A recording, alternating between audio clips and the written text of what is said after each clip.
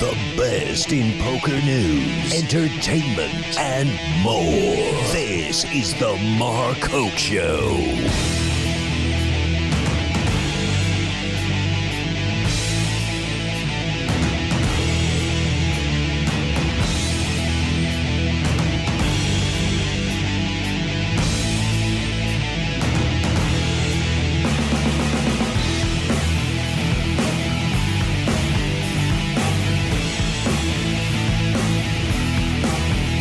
Wow, I'm all discombobulated today.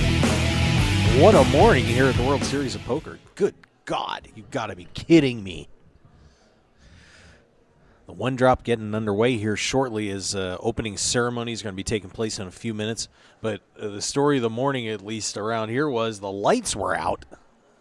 In this section of the building, we had no light here in the hallway. The Amazon room was dark for a while. They did manage to get that on a while ago and then got our lights up about 10 or 15 minutes ago. Hey, it's bright. It's sunny. Yes, let there be light, my friend. So, yeah, we were, I'm rubbing my eyes because I'm trying to get used to it again. But we were in the dark in here for quite a while. Pretty much sucked, but we are back. We're lit up. Episode 490, show number, 499 for yours truly, as we get ready for whatever comes for show 500 tonight. With our luck, it's probably going to be nobody. Everybody's going to be all tied up and busy because there is a lot happening today. So we'll see what happens with show number 500 this evening at 6:30. We'll get some one-drop updates in, and, of course, we've got some tournaments finishing up this afternoon, and we're going to let you know what's going on here on the Mark Hoke Show. We want to thank you for being with us, and, of course, follow us on Twitter at Mark Hoke Show, on Facebook, The Mark Hoke Show, and, of course, the YouTube videos are up. Just search Mark Hoke. That's all you have to do. Pretty simple. Podcast, markhokeshow.podbean.com, and also they will be available on iTunes as well. All right, so let's see what's going down. The one drop is getting ready to go, and of course, I saw some tweets out there, where's the player list, where's the player list? Well, the player list is not completed, and actually won't technically be completed, but it will be put up around 2 o'clock when the table draw takes place. Of course, late reg actually goes till 10 o'clock tonight, so plenty of chances for other players to get in. But right now, you will not see a final a player listing, at least a current player listing, until about 2 o'clock Pacific time. So you guys in the East Coast, it's 5 o'clock, about an hour away. So opening ceremonies getting ready to roll here. Sorry, at the World Series. And we'll have it all for you. News and notes. What's going on? Joe Payne's still tied up. He's finishing up some duties for the Nevada Poker League today. And so it looks like I'm flying solo for a little bit, unless somebody stops by. But we'll try and get you some fun guests and see what's happening. Of course, so those guys on one drop after the ceremonies, they're going to get a chance to step out. Some of you will see a player or two joining us there. But right now, let's go back and see what is going on here at the World Series. And I have a ton of windows open, most of which I do not need. But let's pull this up and take a look-see at where we are right now. Event number 51, the Monster Stack, is starting to finally whittle down. And actually met a guy who busted 4 on the bubble. Guy called him off with a 6-4 diamond flush draw and hit. Oh, that's so horrifying. 62 players are chasing the money, or chasing the championship on this one. Sean Drake is your leader. And this is fascinating when you see these chip counts, because when you look at the chip counts here, they look like main event numbers, and that's what you're going to see. We've got 116 million chips in play. Sean Drake is a 4.975 to start the day. He is out of Sacramento, California, and he is going to be followed by Austin Bursavich. Austin Bursavich out of Baton Rouge, Louisiana. He's at 4.915, so a tight one there at the top. And those guys actually have a million chip lead on the rest of the pack. Lynn Beaumont out of Swindon, the United Kingdom, in third right now, 3.95 million. Gary Chow at 3.85. Joseph McKeon, 3.74. Matt Haugen 3.67. Kevin Danko, 3.665. Hugo Pingray out of Martigny, Switzerland, who had a huge level according to this. That's actually saying he leveled up 3.2 million. He's at 3.4, so that's pretty entertaining. Jason Duvall right now, of course, bracelet winner from last year. Canada still without a bracelet at this World Series, but this would be a pretty good one to get. So Jason Duvall right now in ninth, 3.465 million chips. Zachary Grunberg standing at 3.3. Thayer Rasmussen a little over 3 million, and Andy Zhang at 3 million. Checking down through the big board here. Honestly, not a lot of big names left in this term. It's kind of getting fairly reminiscent of the Millionaire Maker last year, where we just saw so many players. And we do have a female, Jessica Meir, out of Fort Myers, Florida, still in the field. And really, guys, just a lot of players that, quite frankly, I haven't heard of. So 62 players left in the Millionaire Maker. And let's see where they are in the prize pool right now, too. Blind standing at 25,000, 50,000, 5,000 ante. Them being at the 62 level, that means that all these players are guaranteed $21,758 for their efforts. Boy, it's just hard to believe with all those players that you finish in the top 60 and you only get 21,000, but that's how it goes. Of course, final table that's actually 12 players going to be guaranteed. I'm sorry, the final table is going to get 100,000. Right below that, the 10 through 12 pay line is $99,981. So might as well be getting 100,000. Won't be an official six-figure score. Ninth place will be receiving 127,364. Eighth, 163,238. Seventh, 210,469. Sixth gets 273,90. Fifth place, $356,620. Fourth place, $468,594. Third, picking up $619,521. Runner-up is going to get $820,863, and the winner, of course, of this Monster Stack tournament walks out with $1,327,083. That'll buy you a lot of club crackers, kids. So the Millionaire Maker starting to whittle down. We should see that final table coming up tomorrow. And so there's event 51. Let's take a look at event number 52 in just a second. And you can kind of hear in the background, everybody's getting a little fired up for the one drop in there. Of course, that tournament getting underway later this afternoon with opening ceremonies kicking off here in just a couple of minutes. Your event 52 champion, David Olson, takes that one down. Olson out of Dallas, Texas, comes up big and wins the Limit Hold'em 10K event. It was a pretty, in terms of very big names, only Bill Chen was kind of standing there. Gabriel Nassif finished in ninth in that one. But David Olson outlasted Mikhail Tulchinsky out of Moscow. So USA wins this round with Russia. Greg Deborah in third. Sam Golbuff in fourth. Paul Manani in fifth. Bill Chen started the day sixth, finished sixth.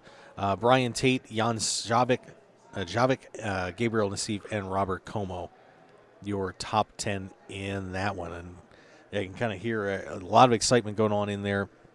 Inside the Amazon room, a ton of people trying to get in there. We're seeing a lot. Of course, the players will be getting their big group shot like they did 2 years ago. A $1 million buy-in tournament coming up, of course, for a great charity, the One Drop. It's pretty cool stuff there. The ladies tournament. With all this craziness going on, and the ladies tournament kind of got overshadowed here between the Monster Stack and the One Drop. Tough spot for that to be. 793 entries, their lowest since 2005, mostly because of the Monster Stack tournament being played the day before. But we have a final table on that. Mikio Aoki, who was at the top of the leaderboard after day 2, I believe, or pretty close. She stands at 742,000. Is a pretty nice lead over Mikat Su out of New York, New York. Hyaxa Zhang out of Los Gatos, California is in third, 311. And Patty Landis, the assistant to Daniel Negreanu, is in there playing for a World Series of Poker bracelet. She stands at 219. Kendra Ray at 214. Elizabeth Montezanti out of Council Bluffs, Iowa, in sixth, 184. Persia Bonella, 128. Patricia Cahill is at 66,000, and Stacy Sullivan at 64,000. Boy, I'll tell you what. How much would you have gotten if you'd have said that somebody would have reached the final table of the ladies' event this year with 66,000 chips, and two of them actually? That is just a stunning number. But, of course, so once again, the Monster Stack did the damage on the ladies' event and left them hanging. Of course, a lot of ladies made the choice to play the Monster Stack. Can't blame them. Was definitely the best value on the table. But 9 players in the Ladies Hold'em Championship. Event number 54, pot limit Omaha high-low split 8 or better. That is down to 20. And here is your list of players on that one. Jonathan Deppa out of Chicago, Illinois, leading the way, 442,000. Shiva Dudani in second at 405. Gary Bolden at 382. And Fabrice Soulier, once again, chasing a bracelet here, stands at 347. Woody Deck out of Las Vegas, Nevada. Hometown kid here is at 322. Zach Freeman at 272. Florian Longman at 265. Joe Liu standing in 8th place at 222. TJ Eisenman at 205. Ted Lawson, I haven't seen that name for a while. Lawson at 199. Tobias Hausen at 182. Brad Rubin 173. Dylan Wilkerson 162. Lee Markhold in there at 136. Doug Bachman 115. Anthony Lelouch at 114. I didn't know somebody actually had the name Lelouch, like Nuke Lelouch from Bull Durham. Ono D, former November Niner, standing in 17th. Alec Minningham, 93,000. Richard Armstrong, 84. And Paul Volpe manages to hang on with 50,000 chips. Of course, those blinds at 3,000, 6,000.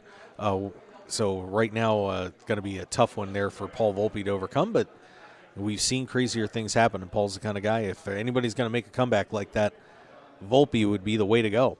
So there's event number 54, down to 20, the pot limit Omaha high-low split 8 or better. We go to event number 55, no limit hold'em that kicked off yesterday. I'll get you an update on that. 268 players left in that one, so obviously a long way to go here. Michael Malm at 126. Good start for Michael. Zoe Kareem at 117. Aaron Massey, been flying around here on that scooter. 108. George Kapelis at 100,000. And Brandon Cantu at the top of the board again. This had probably one of the more controversial World Series you may ever see is in 5th. Zheng Hao Li at 94. Jim Gladwell, 86. Rick Duggar, Jonas Tenkate, and Davide Soriano. Soriano coming close to winning a bracelet this year. Those players at 80,000. Some of your other notable names: Kathy Deaver out of one of the great ladies players out from the Borgata, in there at 16th. Let's see who else we got flying around here. Eddie Sabat. Ryan Teppen comes in 36th. At least at the moment, DJ McKinnon in there as well. Stephen G. finally having a good first day, so he'll be back to try and do it again. Tuan Lee, Alan Jaffrey Schulman, Brian Micon in there, Steve Zolotau, Alon Schwartz. A ton of great players left in event number 40 or 55, the $1,500 no limit hold'em tournament. Let's take a look. Of course, now today, the chaos ensuing with registration because of the lights being out in here. But we have a no limit hold'em 1K start off at noon. Oh, excuse me. And the big one for one drop, of course, kicking off later on this afternoon. Like I said, open ceremonies getting underway. And we'll see if we have any updates or news on that. And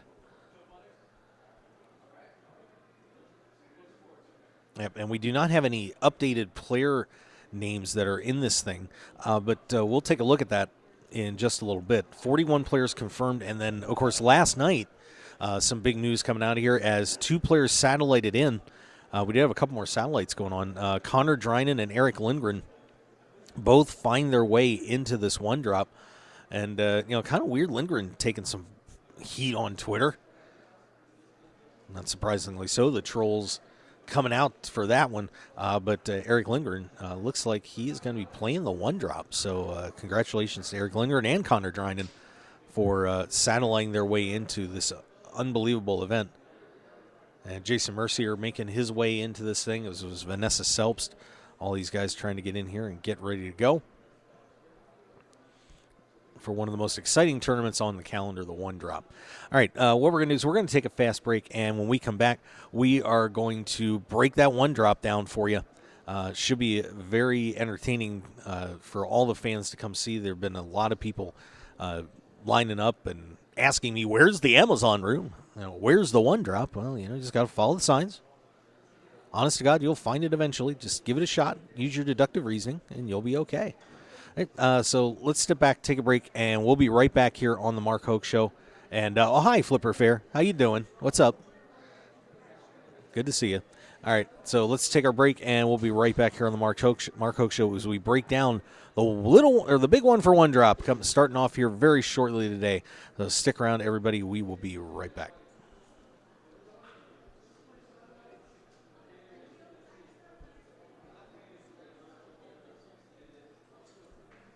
The heat is on. Whether you're in the hot seat of a major poker tournament or just dealing with everyday life, stay cool with a brand new Arctic Blue cooling towel. Just wet your reusable and durable Arctic Blue cooling towel in cold water, and you'll have instant cooling relief at your fingertips for up to 5 hours. The towel is lightweight and pliable, so you can keep it handy no matter where you are. Plus, it's absorbent enough to make sure you and your clothes stay dry while you stay cool. No need to sweat it out, no matter what you're doing, when you have an Arctic Blue cooling towel handy. So get the same cooling towel used by professional athletes, poker players, first responders, physical therapists, U.S. automakers, and even reality TV stars. So what are you waiting for? Visit them today at arcticblu.com and pick yours up today. Plus, enter the discount code Mark Hoke Show when you check out and get 15% off plus free shipping to keep some of your cold hard cash in your wallet. It's like the Arctic Blue Bear says, it's not cool to be hot. So pick up your Arctic Blue cooling towel today.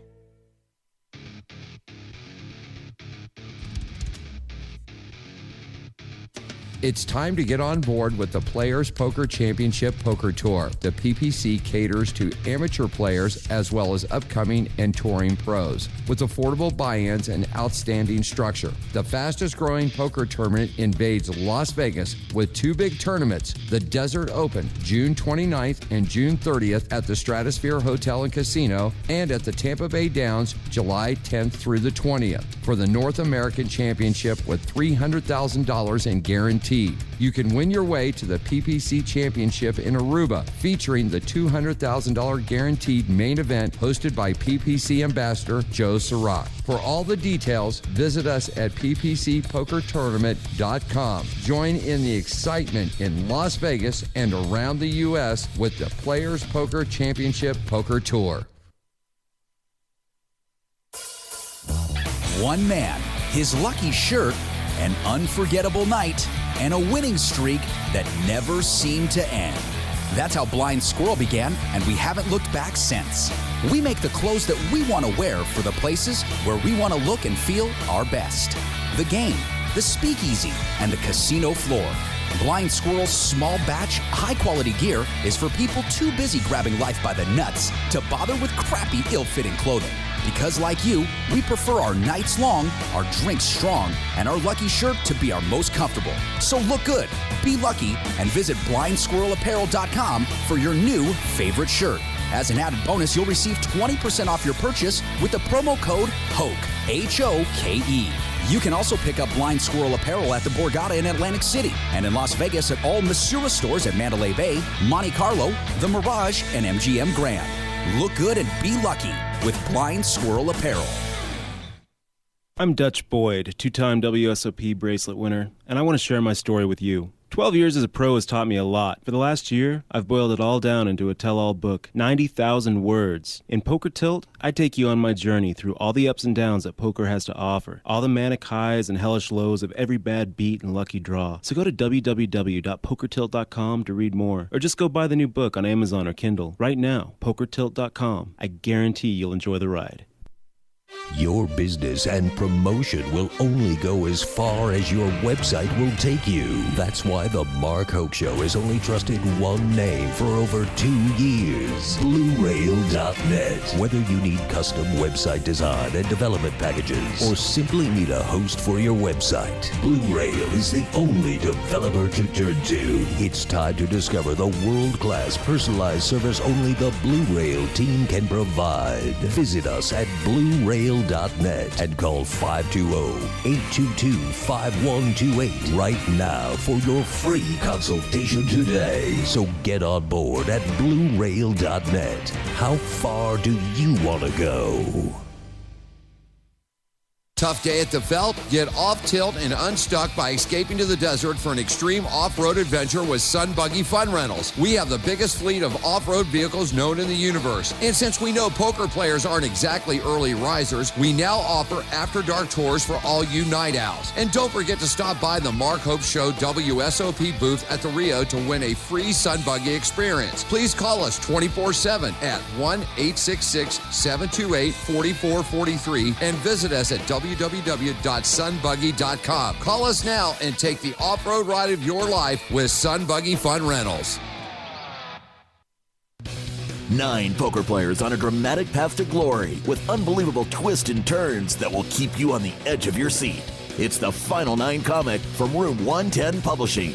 Go to final9comic.com to download the first issue preview and get ready for the official launch coming soon. 9 will become 1 way or another. Final9comic.com. And for more details, make sure to follow them on Twitter and like them on Facebook at Final9Comic. Want more of The Mark Hoke Show? Then follow us on Twitter at Mark Hoke Show and like our Facebook page at The Mark Hoke Show for show news and outstanding poker content from around the world. Plus, enjoy the show anytime by subscribing to our podcasts on iTunes or at markhokeshow.podbean.com. We're even on your mobile phone at markhokeshow.podbean.com/mobile. Thanks for listening and being a part of The Mark Hoke Show.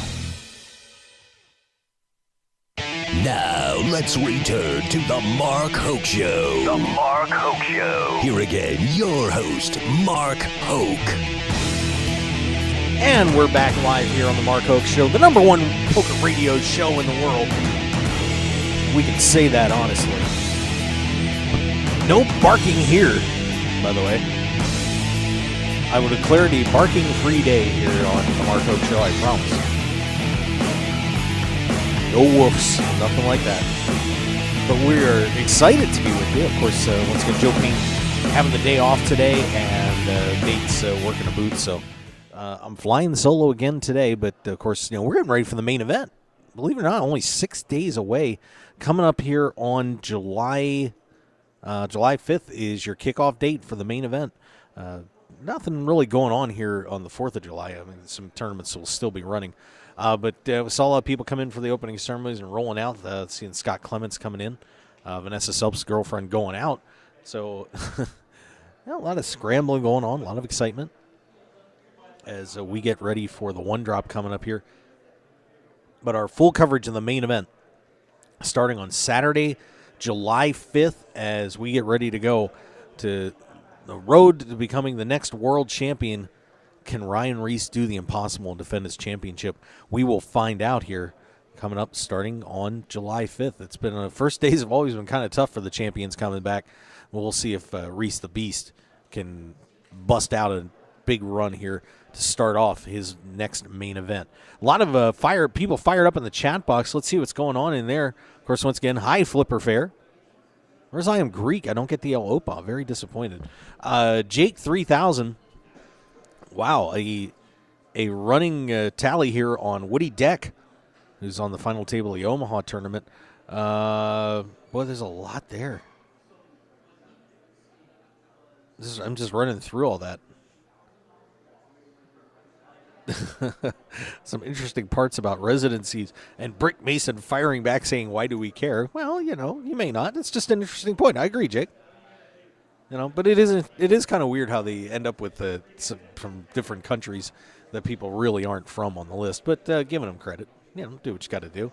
Have the lights gone out again in the Rio? No, the lights are back on in the Rio. It was kind of a romantic little morning we had going on here early on today with the lights being down. No, but what are you going to do?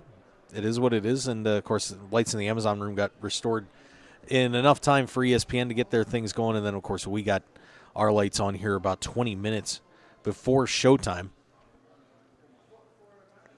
So we're pretty happy about that. But it was nice because I actually had a nice intimate glow going on here. Still in. Yeah. Nice. Very good. How much you have right now? 1.55 million. Wow. That's not bad. That's not bad. It's a little bit under chip average. Well, do you want to say hi to everybody real quick? Since you're in this thing. Let me of course, we had Michael here from Australia, or from Sydney, Australia, on the show earlier, stopping by just talking about the excitement about being in the Monster Stack. And look at you. Yeah. Look at you. I'm wearing my Aussie hat today. I had the Giants cap on, but I've switched to the Aussie one. Oh, you today. switched? Well, that's scary. I've got to fly the flag. Okay. Be careful on the switches. Trust me, they'll bite you in the ass sometimes. Yeah, they do. But it's still a nice hat. Yeah. It's still a nice hat. So, well, let's talk to you a little bit about going through this field. You're on the next to last day now. What was that like playing through this insanity that was going on? Because I can tell you, a lot of people told me the play was just there. It was ridiculously bad at many times.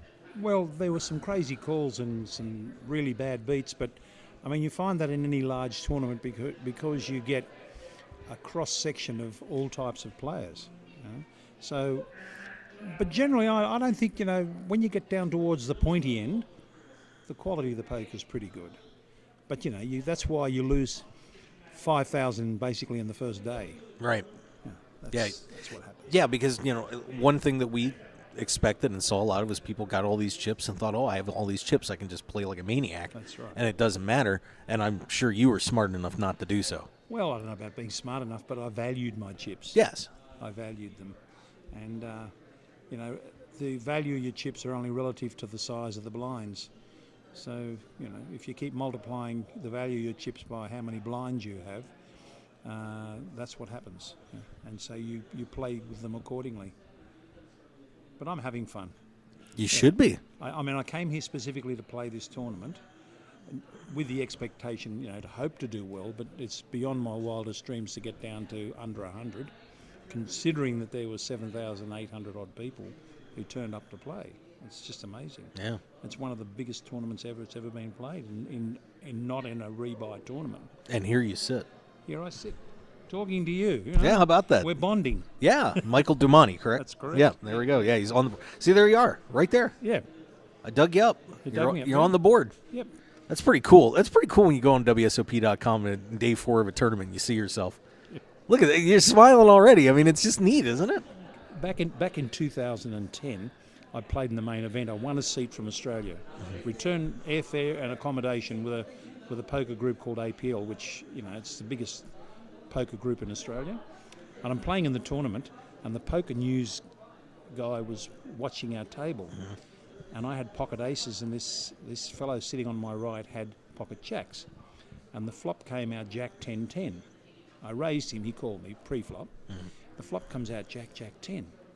And I thought, that's a pretty safe board for me. I pushed all in, he snap calls me, he's got a full house.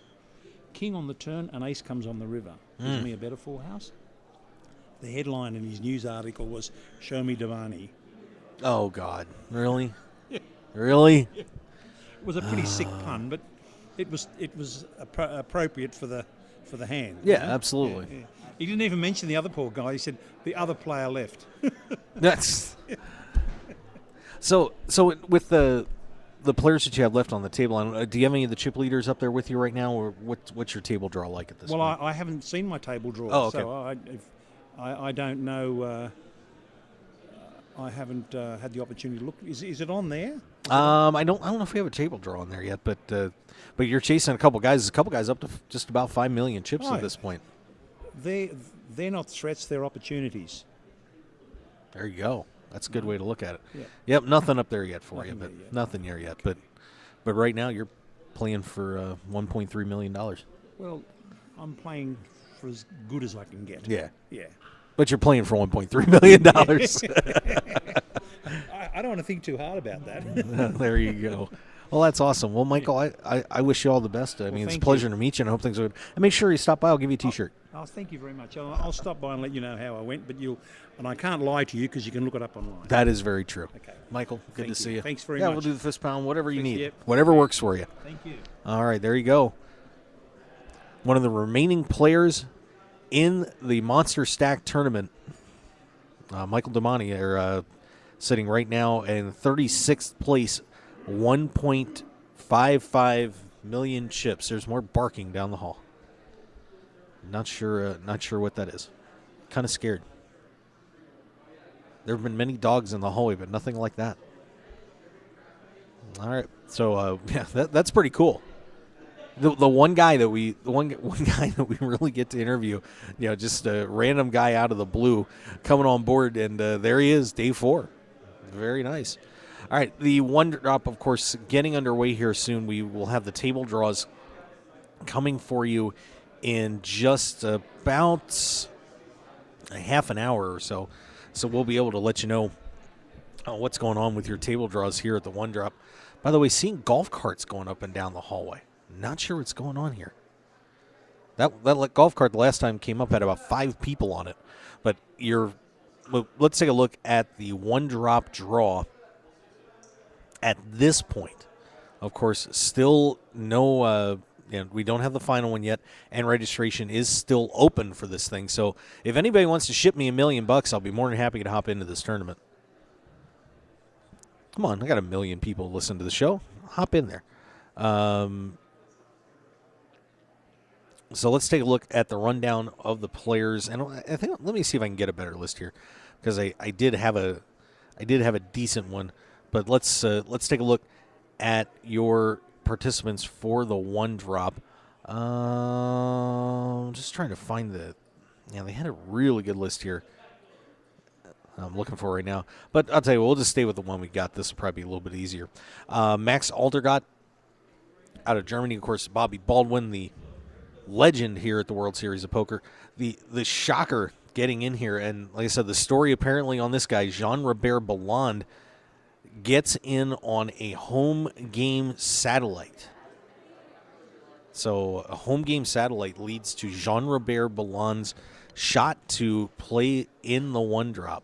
So pretty cool chance for Jean-Robert Belland. Jungle Man Daniel Cates in there, of course, one of the online legends of all time, looking to see if he can capitalize and win this big prize. Of course, if they do fill the field, it's $20 million. So we'll find out if that they reach that. It's not looking like at this point, but of course we had a ton of elite registrants last year. So we'll see how that goes. Daniel Coleman is in there. David Einhorn, the man that finished 3rd. Of course, the big story last year was businessmen versus the pros, or 2 years ago. And Einhorn is the one that outlasted them all and actually got into 3rd place.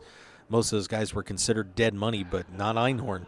Antonio Sfondiari, the defending champion, will be playing in this one, along with Phil Galfond, of course, one of the top online players, and done okay live, too.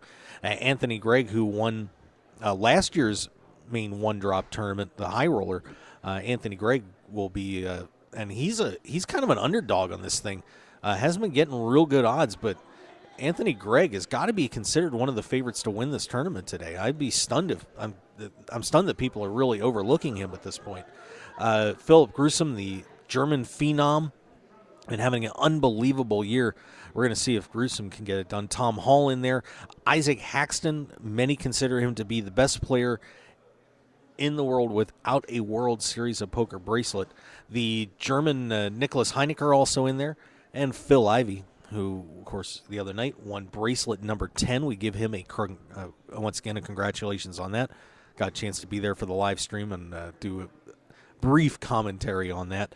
But Ivey looking to add the one-drop championship to the resume, and he couldn't have gotten hotter at a better time. Igor Kurganov, the man that folded quads last year, is back again. Kurganov looking to try to avenge himself in this year's one-drop tournament. Guy Laliberté, the founder of Cirque du Soleil, and, of course, the man that put together One Drop, will be trying to see if he can make another final table on this. He had a good run in this one last year, or 2 years ago, and we'll give it another shot. Aramark owner John Morgan will be playing in this one as well. Of course, John Morgan, great guy. Got a really good chance to meet him up in Minnesota last year. And, of course, John was the one who played like he had the straight flush and fooled Kurganov, apparently. Even though he's never 100% admitted to it, I could say with safe reason, 99% he did. So John Morgan in there. Jason Mercier, of course, we all know Jason very well. Greg Merson, the 2012 World Series of Poker champion, in there. Chops! Hey, what's up? How you doing? Hey, you want to say hi to everybody? Sure. Yeah, man. We haven't had a Chops update on here for a while. It's been a while. What's up, Steve? How you doing? Yeah, don't be scared of that microphone. I know you're not scared of a microphone. Yeah, it's been a while. I don't do too much radio or podcasting or anything. I miss you. Yeah, me too. I kind of miss being around. It's fun. It's just time doesn't permit as much as it used to. Why? What do you have going on?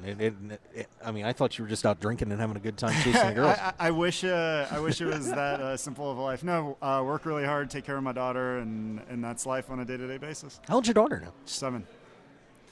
Mine's 5. Yeah, we'll have to have them hang out sometime. Yeah, absolutely. That'd be cool. It's a great age. It keeps getting better every year. Like at 5, I remember thinking, there's no way it gets better than this.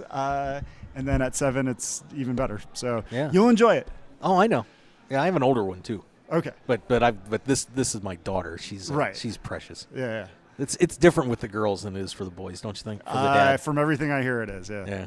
So tell me about your series. How's it been? Man, it's been sensational out here. Other than the lights being out this morning. I didn't hear about this. Oh, you missed it. The lights were out in here for quite a while this morning. Okay. That was kind of scary. Yeah, man. That's bad timing. That was very bad timing. Considering this is the probably second biggest and maybe most mainstream media attention-grabbing day of the entire series. I bet Maury was flipping out in there until he got those. They got the Amazon lights on first before they got us out here. Good. But still. You would think that cool. they would have some sort of backup, emergency plan B, something in effect. Yeah, you would think. Yeah. No, I guess they, with being in debt right now, they had to, sell the gerbils off or something. I don't know, running the wheels. But so, how are things going for you with Chops? I mean, pretty exciting stuff you're always doing. Yeah, we've certainly take a different editorial direction than we probably have, and most of it's just time constraint. I don't simply have the time. The other entities that do it simply don't have the time anymore. Too many other business interests. But when we can get a little breaking news story or come up with a fun concept, then we certainly do it and run with it. But a lot of what we do with Wicked Chops now is. I guess we're more open about it than we used to be, but it's not so much of a news outlet for us as it is just pushing agendas and voicing our opinion. Being instigators is what you guys do. Yeah, we try to a certain degree. Yeah. There's usually a business interest tied to the instigation. Yeah. It's usually we like to put all the cards out on the table. It's usually tied to maybe a business deal that we're working on, or one that we don't want to see happen, and or simply just something that we think is good or bad business. We certainly. The older we've gotten, we've been in the industry for a decade now, for 10 years, just like a lot of the people that came in post Moneymaker. But we really like to see. We like the way that the industry's matured. It's a lot of the bad seeds have weeded themselves out, but not all of them. And we just want to make sure that the right people are making deals and moving up, and that we bring a better caliber person into the industry. Okay, let's start a little trouble. Sure. So who are the bad seeds right now, in your opinion? I get in a lot of trouble when I start naming names. One might have just walked by, actually, but way to wave to him. But within the business space, it's tough for me to just publicly out and de-pants these people. Okay. However, if anybody's listening to the show and they know that I'm on right now, you know exactly who you are. And I just leave it at that. But there's a lot less than there used to be. It's one of the things that I've had a lot of discussions with about some of my industry friends lately is that this is oddly one industry that, as we've gotten older, you usually see a lot of like the really cutthroat, douchebag, bad business people rise to the top in a lot of industries just because it's just the nature of Darwinism in business.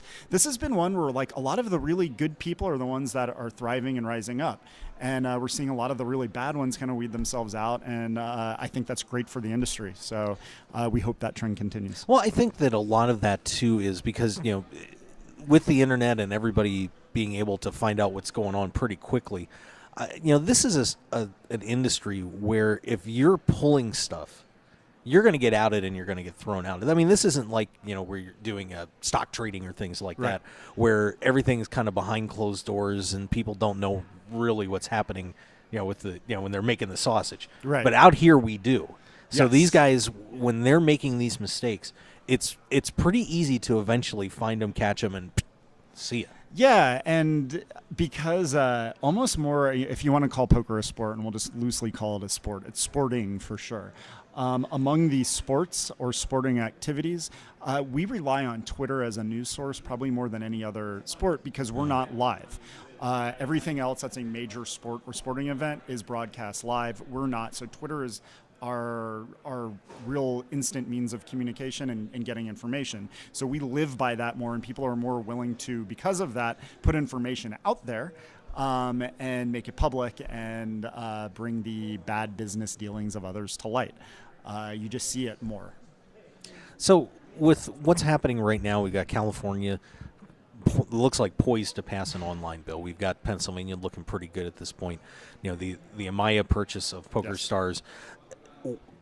It's a pretty exciting time in the poker community. I mean, are you feeling pretty optimistic at this point about where things are going? I'm probably less optimistic than most.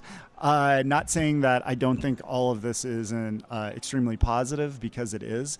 I'm not as... You see people like Alex Dreyfus writing about the boom 2.0, the next boom. And I do think that there's going to be growth and more business to be done. I'm not as bullish as to how much as maybe some other people are. I think the way that the United States is going state by state and the way some of these regulations and laws are being written is really prohibiting the amount of growth that we can have. So while this is all very positive in the long run, it's just not as positive as it could have been had we maybe approached this differently. Let's say had the Reed bill back in December 2010 passed and we had federally regulated and maybe a different setup and Black Friday had not happened. And there's countless things that play into this. But I think it's positive. I'm just not as bullish. I had a player tell me that made a very interesting statement to me about where with because poker isn't growing as much and players are actually starting to get out of the game. And a lot of the reason for that, he felt, was because the moneymaker effect happened. And you now had 10 years and people have figured out I'm either good at poker or I'm not good at poker. And those that were barreling in here and pumping a lot of extra money into the poker economy and losing it have figured out, you know what, this wasn't for me, and have gotten out. And, that's why, that one person told me that he doesn't feel like the game is, really expanding like it could. I mean, do you think that's a fair assessment? It's fair to a degree. But I think that mostly applies to online. We still see live tournament growth. I can't remember what figure I read. I think live tournament, either in the United States or globally, are up like 15% this year. And just working with some of the clients that I've worked with, Heartland Poker Tour having record turnout, record year. I think 2 years now running. I've seen growth at mid stakes. While WPT events, maybe not so much. WPT Regional and Alpha 8 are certainly growing. WSOP itself is still growing. Circuit events are still growing. So from a live perspective, it feels like the game actually still is growing.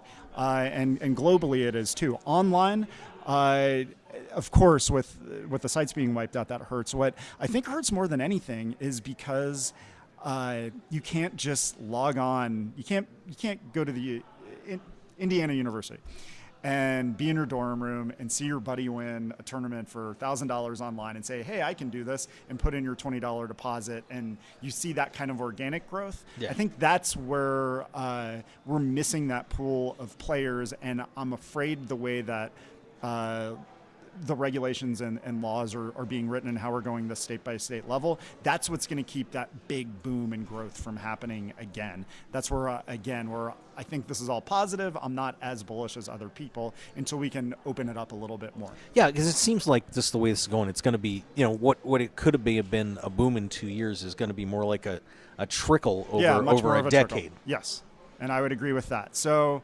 not saying that we don't get to a point where we have just as many people in the United States playing on as we did in March of 2011. That could certainly happen, but it's a long, long way from happening.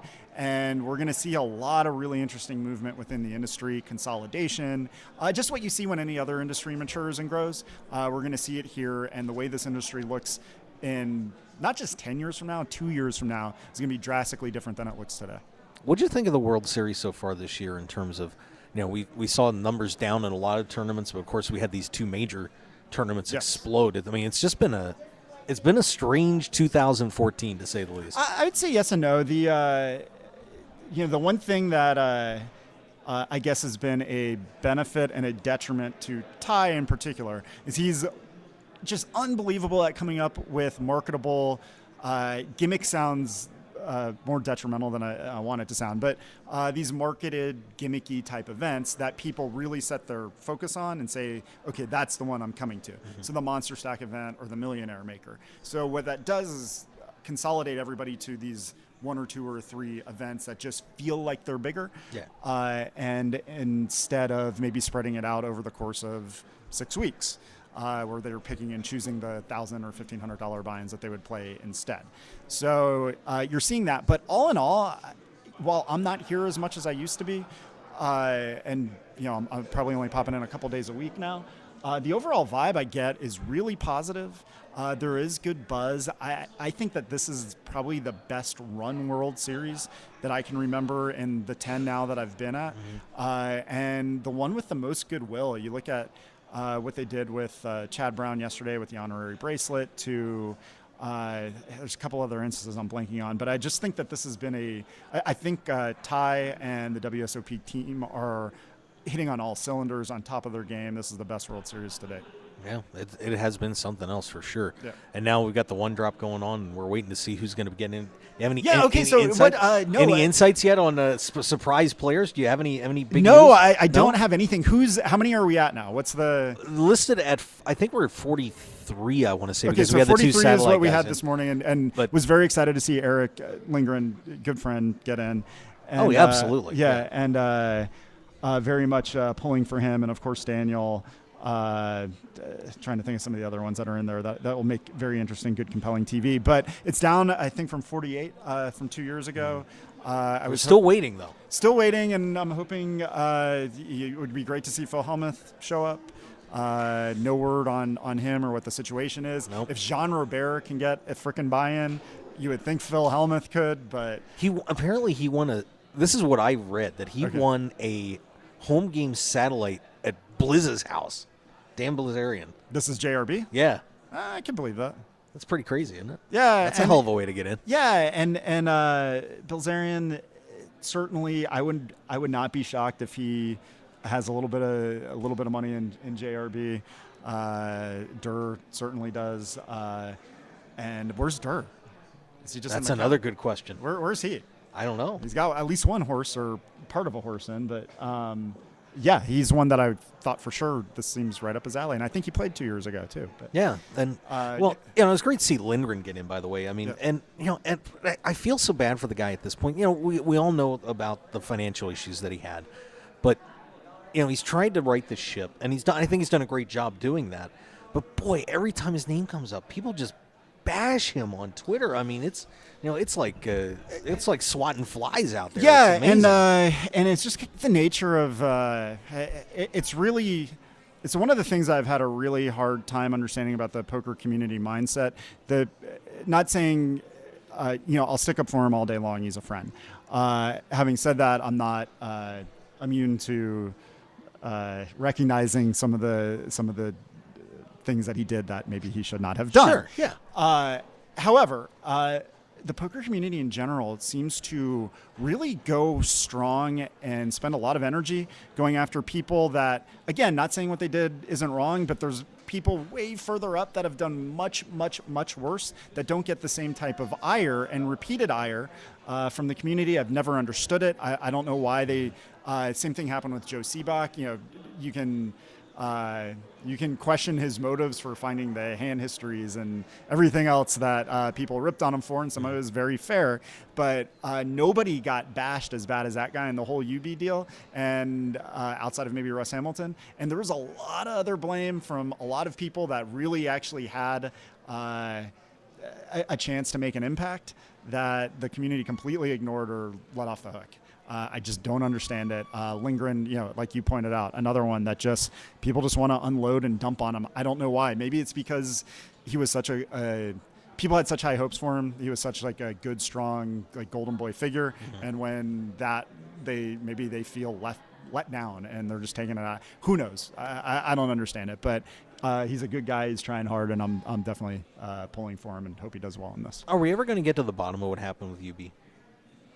I know that 11 Grover, Scott Bell, I think he's done a really good job with it. I think there's a lot of information that probably hasn't been made public, and certain individuals that to that point that should maybe have been more outed or have more nefarious roles that seem to have gotten very, very much off the hook.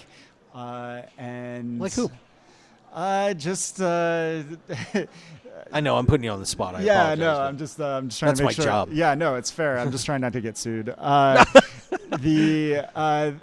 There's people.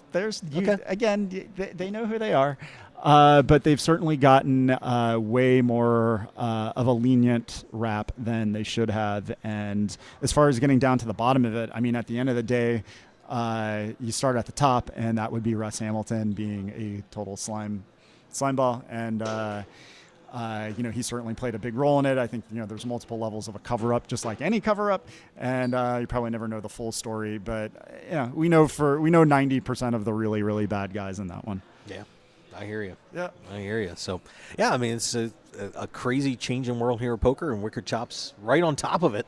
Try to be. Gotta love it. Try to be as much as we can. Yeah. So, we got to hang out more. Yeah, I'm in absolutely. Vegas. I mean, good God. I mean, you got to do my radio show on KLAV. We got to do some stuff. We should definitely do. When you say you're in Vegas, like I live here. Yeah. You live here now. In September. Yeah. I had no idea. Well, see, you obviously haven't been paying attention to the Mark Hoke show, and you should be. I mean, look at this booth. I mean, don't you? No, it's a great booth. In my defense, I don't pay attention to a lot of the stuff that I used to pay attention to anymore. I just don't have the time. But so bad. I know. It's inexcusable. However, yes, absolutely hang out. It sounds like we should probably get our daughters together at a minimum. You bet. And let's at least plan on that. And as the main event approaches, you'll see me a lot more around here, so we'll catch up more. Sounds good, buddy. Well, hey, I appreciate you stopping over. Yeah, absolutely. Thanks I'm glad I did this. This was unexpected. This was fun. We always have fun over here. Yeah, great. See you, my friend. Thank you. Take care. Yeah, make sure you guys go check out Wicked Chops. Always a great site. Some fun information over there. That was fun. There we go. Let's see. Never be the same. Texas player moved on to live. That's an interesting point, Brick Mason, in the chat box there. The players have moved on to live, and I think in a lot of cases that is a fair amount about what happened. Everybody just kind of gave up. On trying to get online. We'd see bill after bill go through or try to get through, and nothing would take place. And we're just starting to see, smidgen by smidgen. Oh, God, I shouldn't be using that word because of Mr. Obama. Bit by bit, an improvement in the poker scene, online, and it can succeed without online, but we certainly would like to have it in there as the supplement. I think everybody was just so used to that driving what happened with online poker, and now we don't have that. So people have shifted focus, and maybe in time it'll come back and it's going to be that driving force. It may never be the same though. So we'll see. Should be pretty cool. But we are getting close, by the way, to one drop time. The table draw is being announced, so we'll find out who's going to be in this thing in just a couple minutes. Of course, we were breaking down the other names that were in the tournament. I think we stopped at Mercer, Daniel Negreanu, of course, in there, Paul Newey, Doug Polk winning a bracelet this year, and, of course, won a high roller, which he decided to use for this thing, apparently. Fabian Quas in there, Vivek Rajkumar, Brian Rast, Tobias Rankenmeyer. Of course, Rasty taking that rough beat last year on the the trips he flopped. I can't remember exactly. I'm blanking on the hand. It's terrible. Tobias Rankenmeyer, Andrew Roble in there, Noah Schwartz, Eric Seidel taking his shot again, Scott Seaver, Vanessa Selps, the first female to play the one drop, Talal Shakirchi, Brandon Steven, of course, was an unofficial main event final tableist, and very accomplished player. I think people. It's amazing when people are like, oh, Brandon Steven. They just seem to forget about him. Sam Trickett, last year's runner-up in there, Christoph Vogelsang, and we have a few anonymous businessmen. I believe it's up to that anonymous businessman count is now up to 5. And then, of course, Connor Drynan and Eric Lindgren winning their way in. But I believe we have at least one or two more satellite winners that should be getting into this thing. So we are waiting on the final table draw, or at least the current table draw, for who is going to be in the one drop this year. And bear with us, and let's see if we can. Nope, and we've got it. We have the current table draw for the one drop. So I think I'm going to tease everybody, and we will be right back here on the Mark Hoke Show. And we're going to take a look at your first table draw for the big one for one drop. So stick around, everybody. We will be right back. RunGoodGear.com is one of poker's premier online stores for apparel. Their mission is to provide poker players with stylish and comfortable clothes for their daily grind. You've probably seen Run Good Gear at the World Series of Poker through Run Good Poker Pro Rob Salaburo, or around the country through the WSOP circuit. Today, RunGoodGear.com is the place to go to gear up for the poker fell. So go there now with the promo code HOKE, that's HOKE, for 10% off your entire online purchase. Remember Hoke. Now go gear up. When it comes to custom poker tables, why would you buy something someone else designed and even named for their sales or marketing purposes? The Nighthawk, the Gambler, the Big Slick, the Nuts. Sure, you can customize it if you want, as long as you choose between black, red, or even green cloth, but that's about it. When you choose to play off tilt, it's not just another table, it's your table. The same price gets you a fully custom designed table that reflects your style and game. Off tilt makes it easy to design a truly one-of-a-kind custom poker table that'll give you home table advantage. Sure, Off Tilt could name their tables for marketing purposes, but why? It's not ours. We don't play on it. And to be honest, there are over 1,000 named Off Tilt tables worldwide, including the WSOP, the Deep Stacks Poker Tour, the Jonathan Papelbon, as well as Julie's, Chris's, Scott's, Amber's, Tristan's, just to name a few. So let us add your name to the list and deliver a truly custom-crafted, furniture-quality poker table worthy of your game. Visit www.offtiltpokertables.com or call Brian Knott today at 262-490-3812. We'll show you why Off Tilt is the only way to play. Sports bettors, tired of getting beat every week at your sportsbook? It's time to stop guessing and start winning. We all know cash is king, and it's time to let the team at Double Digit Covers come to the rescue to help you get the positive cash flow you need to live the life you've always dreamed about. Tony Dos and his all-star sports handicapping team will be in your corner to help you beat the point spread, bring excitement and winning to your betting experience, and build your bankroll to levels you never thought possible.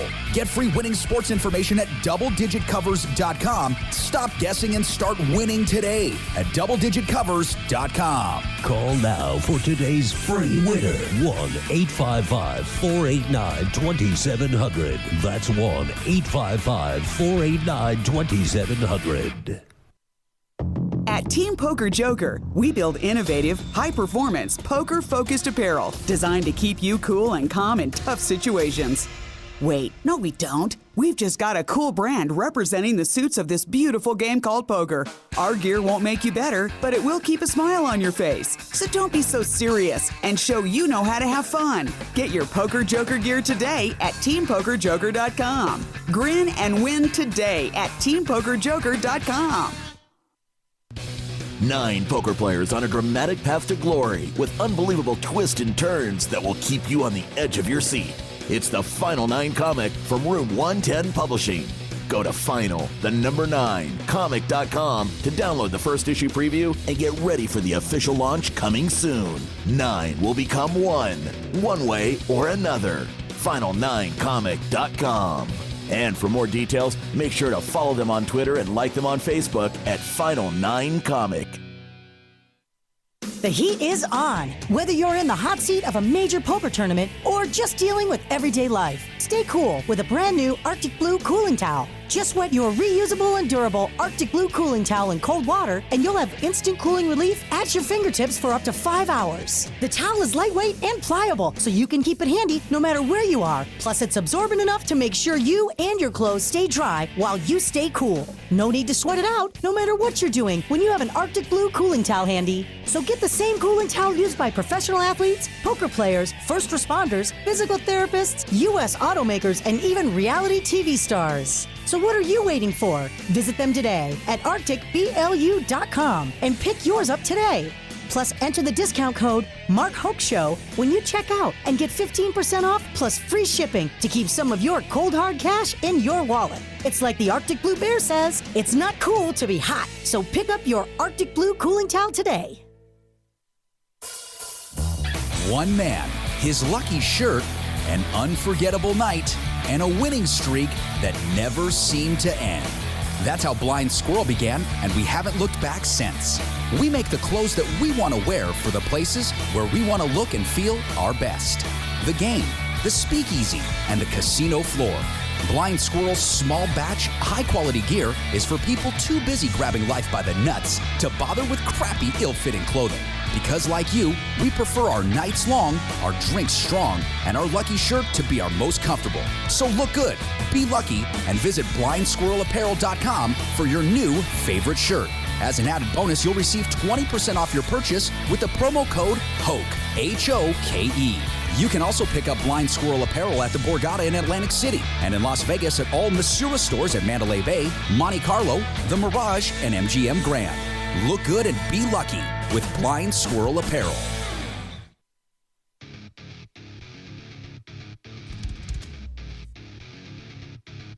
It's time to get on board with the Players Poker Championship Poker Tour. The PPC caters to amateur players as well as upcoming and touring pros with affordable buy-ins and outstanding structure. The fastest growing poker tournament invades Las Vegas with 2 big tournaments, the Desert Open, June 29th and June 30th at the Stratosphere Hotel and Casino, and at the Tampa Bay Downs, July 10th through the 20th for the North American Championship with $300,000 in guaranteed.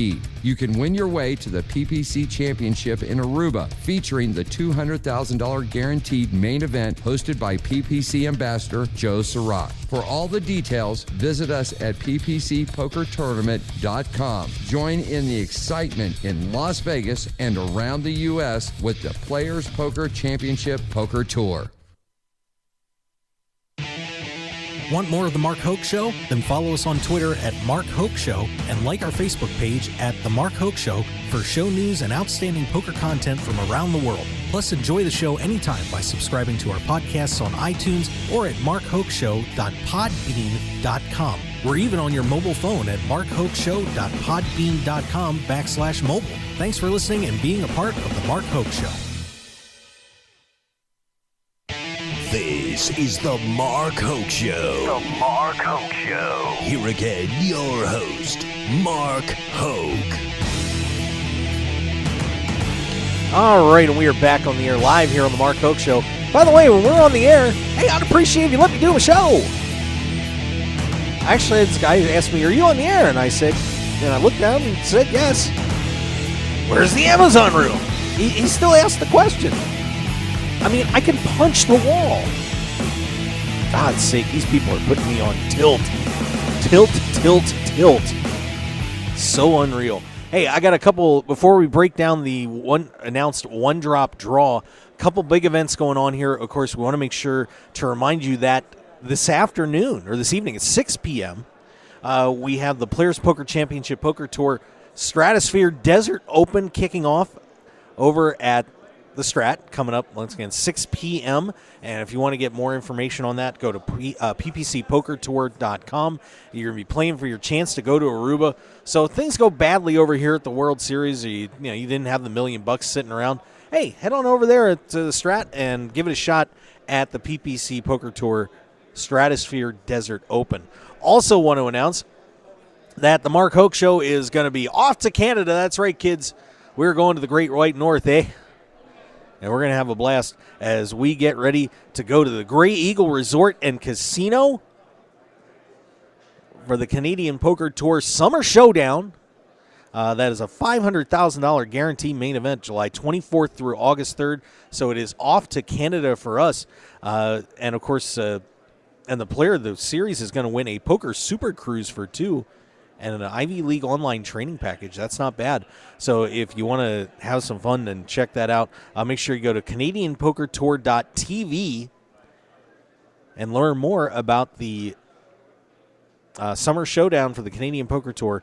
10 big events over 11 days at the Grey Eagle Resort and Casino. That's going to be a great time, so make sure you check that out. So a couple of fun events happening here at the World Series of Poker, or outside of the World Series of Poker. Now this one's still going on. All right, let's take a look at your one-drop draw. We have it on the board, kids. So let's see what is happening here. By the way, I'm also seeing a lot of fabulous nails online. This is funny because one of Katie Dozier's friends was watching the show and showed her nails. So that was pretty funny. But let's take a look at the one drop. And it's funny. Rich Ryan, by the way, on Twitter is putting up odds for all of these guys for the one drop. So let's take a look at who is going to be playing this thing. Give us 1 second, and I will get that for you. I know we have it here somewhere because I literally just had it. Swear to God, I had the draw right here. There we go. All right. Here is your table draw for the one drop. Table. I'm sorry. Alan Kessler's over here, everybody. He actually is admitting he was outplayed. I'm stunned. I mean, usually Alan Kessler is flawless. Yeah. Do you want to tell everybody about it, Alan? Of course Alan wants to tell everybody about it. Let's it's another chainsaw appearance here on the Mark Hoke Show. He's trying to set the record for appearances on the Mark Hoke Show here in the World Series. But let's see if we can get Alan to talk into the microphone this time instead. So of we came back from the break. Now we got to come closer. Dinner Alan. break. Don't be afraid and, of it. There's like 3 people at our table that have over 10,000 chips yesterday in the 1,500. So the very first hand, I'm under the gun. I look down, I have 2 red queens. I make it 800. It's 150, 300. 800. It folds all the way around to the small blind. He completes for 800. The big blind folds. So it's me against the small blind. Okay. The flop comes deuce, deuce, 5. Pretty good flop for pocket queens. Yeah, absolutely. But I had played with this table for a while, and people were trying to bully me off the table. So I had a feeling that the guy was going to check raise me from the small blind. So he checks. I bet like, I don't know, 12 or 1,300. He makes it 3,000, just what I'm expecting. Of course. So the problem is I don't want to just call the 3,000 and then leave myself with like another 5,000 or 6,000, whatever. Right. So I just decide if he's got pocket 5s or somehow has a deuce, I'm just going to go broke. But I don't want to give him a shot to hit like if he's got ace king or some other weird hand, ace X, to hit like a free card. Sure. So I go all in, he calls. He's got pocket aces. Oh. So he just completely outplayed me. Bam. Wow. First time I've been outplayed the whole World Series. Well, you know what? But that's a good streak, though. I mean, if it happens one time in the World Series. Yeah, but I mean, the not guy so bad. Completely outplayed me. I had no idea he had pocket aces. Well, it hasn't been happening very often, though. So that's But good. I understand the one drop has a huge turnout drop from last time. It's Yeah, we're just right now. I think we it's just below got the 40 draw, players. so we'll see who's sitting where. But yeah, I think it's gonna be. I think it's But around 43. I was going to bet that Ballon wouldn't play, and he actually is playing for sure. Yeah, I see his name on your screen. he's playing. Wow. He's on board. No, actually, I do. But yeah. One shirt with the X on it. Yeah, Blind Squirrel Apparel, baby. Even a blind squirrel can win a hand every so often. All right, I got to get back. I guess we're not going to do the Ivy bracelet ceremony today if he's in the one drop. Probably not. I thought they did it yesterday. No, they did the Hennigan bracelet ceremony. Okay. All right. Well, good luck, Alan. I have about 5,000 chips in the. Well, go win. Alan Kessler, everybody. Somebody really likes the Blind Squirrel Apparel. You got to love that. Oh, my God. Somebody shoot me now. I have got to find a way to get to the end of this World Series. This has been ridiculous. All right, table draw for the one drop. Let's take a look at what is going down here. Flipper Fair in the chat box saying chainsaw buy into the one drop, please. Alan would never pay $1 million to play in a poker tournament. No way. If he got backed, I think he'd consider it. All right, table 347. Here is your first group. It is Brian Rast, Jean-Robert Belland, John Jawanda. Seat 4 is empty. Seat 5, Philip Gruesome. Seat 6, Talal Shakurchi. And Seat 7, Tom Hall. So pretty interesting gang there. And I would imagine at some point, maybe we're seeing Rast and Gruesome hook it up. That should be a pretty interesting group at the first table. Table 349, and I hope you're ready for this one because this one's going to get nasty. Antonio Esfandiari, Seat 3, Seat 1. Seat 2 is empty. Seat 3 is Scott Seaver. Seat 4, empty. Seat 5, Connor Drynan, who won his way into this thing. Dan Smith in Seat 6. Brandon Steven in Seat 7. And Greg Merson in Seat 8. A great table right there. So we're going to have some fun seeing Merson battle it out with Antonio Esfandiari, Dan Smith there too. And Brandon Steven, no slouch. Of course, Scott Seaver, and that's a pretty good group. We have a full table empty right now. So we're waiting on that one. Table 353 with 6 players on this one. Phil Galfond in Seat 1. Seat 2 is empty. Seat 3, Phil Ivey. Seat 5, Stanley Choi, assuming that is one of the anonymous businessmen. Kerry Katz in Seat 6. Daniel Negreanu in Seat 7 and Eric Lindgren in Seat 8. Wow. So Ivey and Negreanu starting off at the same table along with Lindgren and Galfond. Boy, I'm not feeling good for Stanley Choi at this point. He may be getting buzzsawed right out of this tournament. Unbelievable. Table 354.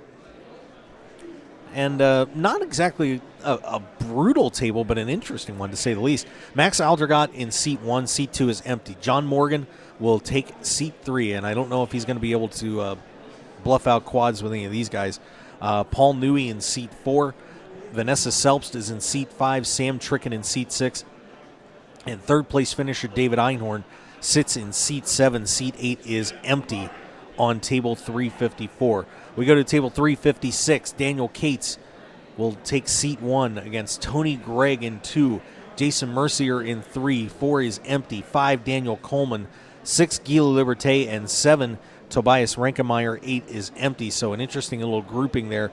Renkemeyer, Cates, Gregg, and Mercier are all going to be pounded on each other for a while. That is not an easy spot for them. And Guy Liberté has got to be happy at least somebody's in between him and that little group. Table 357 is Christoph Vogelsong in Seat 1. Seat 2 is empty. Seat 3, Bill Klein. Seat 4 is empty. Seat 5, Igor Kurganov. Seat 3, Bill Klein. Seat 4, Kurganov. Seat 5, Nicholas Heinecker. Seat 6, Noah Schwartz. And Seat 7 is Isaac Haxton. So that is your current table draws for the one drop right now. A couple interesting groups there. But let's see if we've got. Oh, sorry, it's $25 for that. Yeah. Yeah, they're not free. No. Okay, if I go deep, I come to buy these. Okay, sounds good. All right, 25. See you. All right, thank you. Oh, and there goes the camera too. Oh, they're putting me on tilt, everybody. Hang on just a second. I hate to do this, but I've got to reach across and fix the camera. So I'm going to reach out right into your screens. Here we go, because somebody's a double more on there. Let's see how that goes. Oh, we'll live with it. Sarah Grant, everybody. I love you.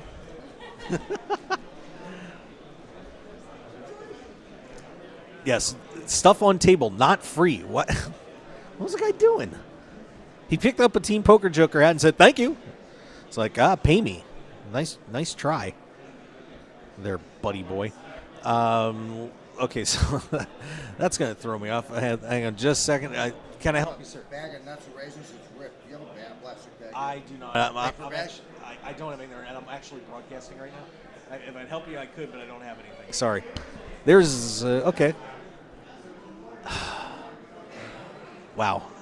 All right, so shuffle up and deal going up.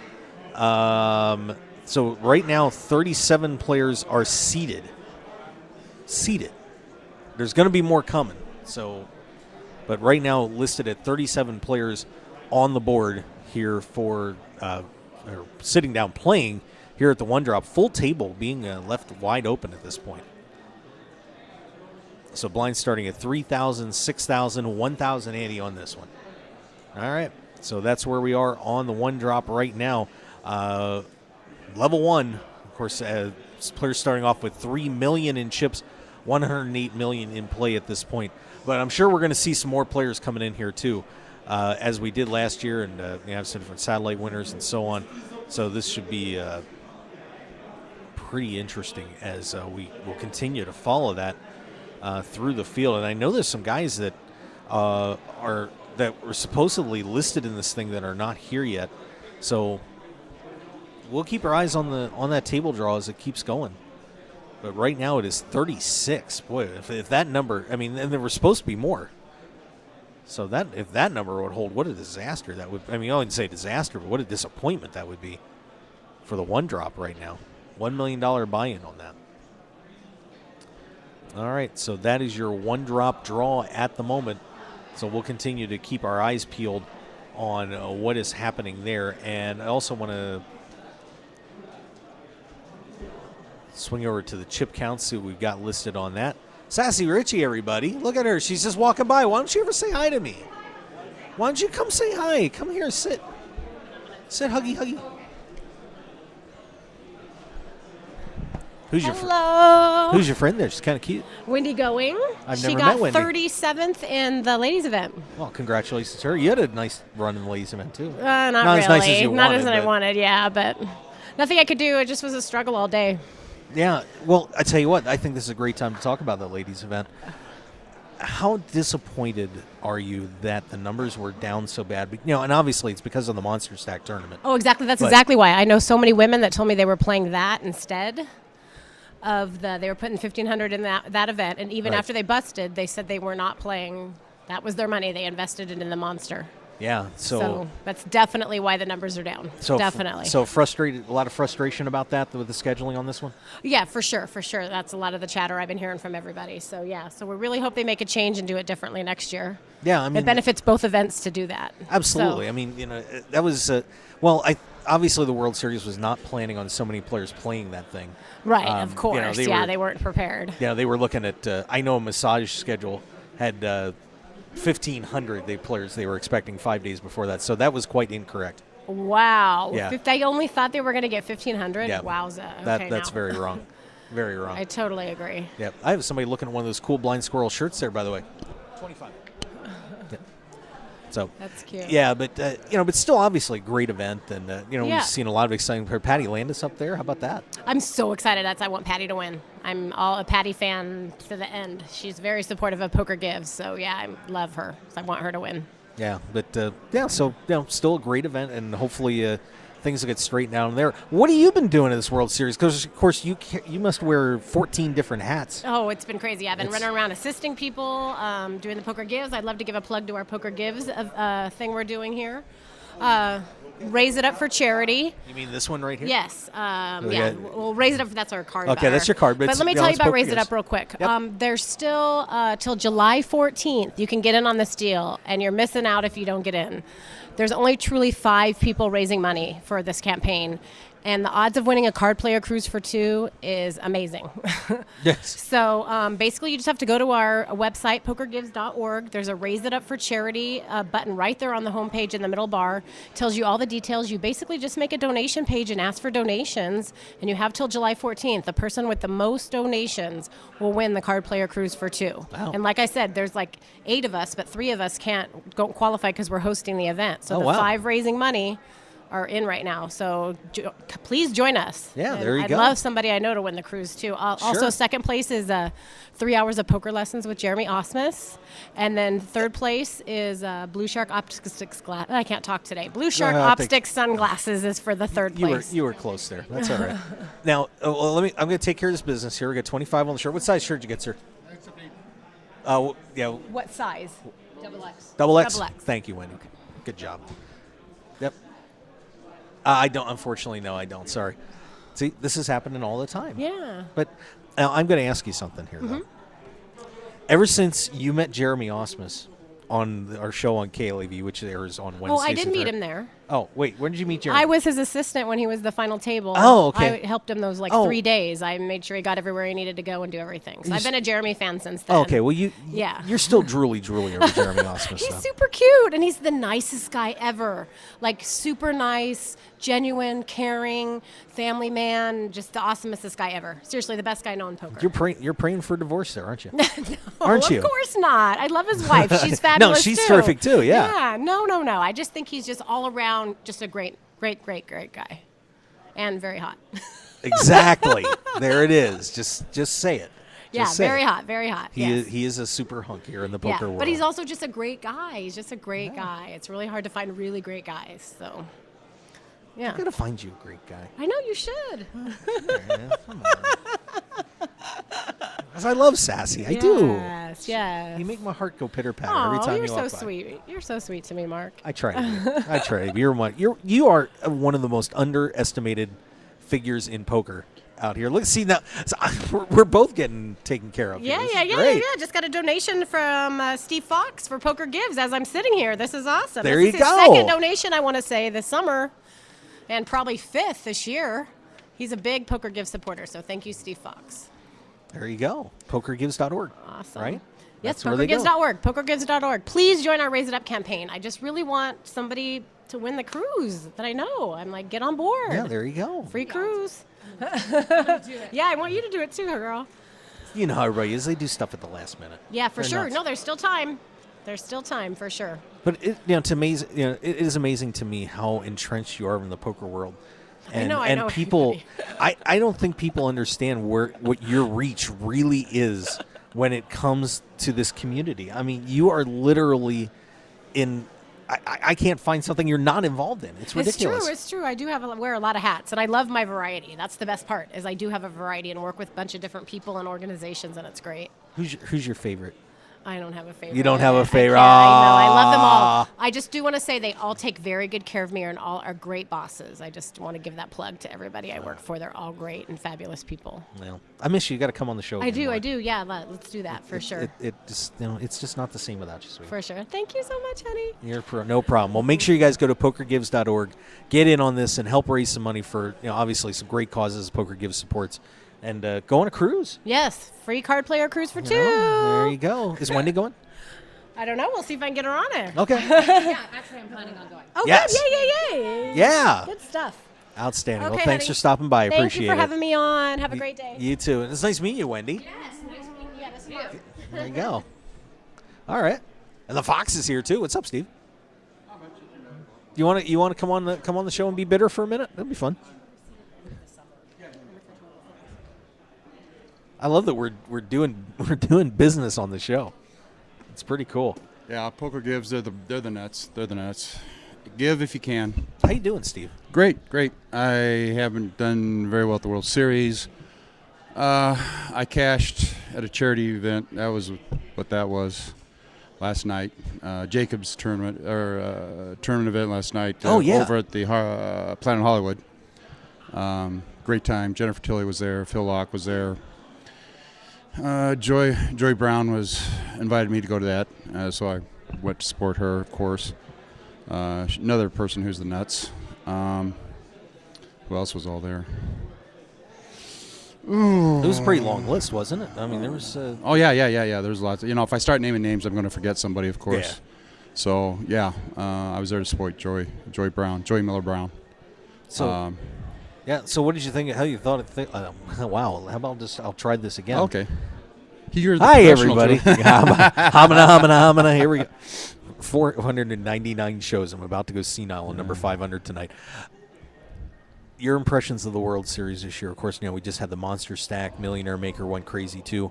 What do you think about the World Series so far this time around? It's a totally different animal. It really is. It's really, really hard to cash.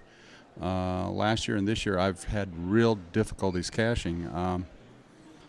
I've got to go home and rethink my game, obviously. I don't know if it's just I'm playing bad, running bad, or what, but it used to be you could just jump into one of these 1500s or these 1000s, just play your game and you pretty much could cash at will.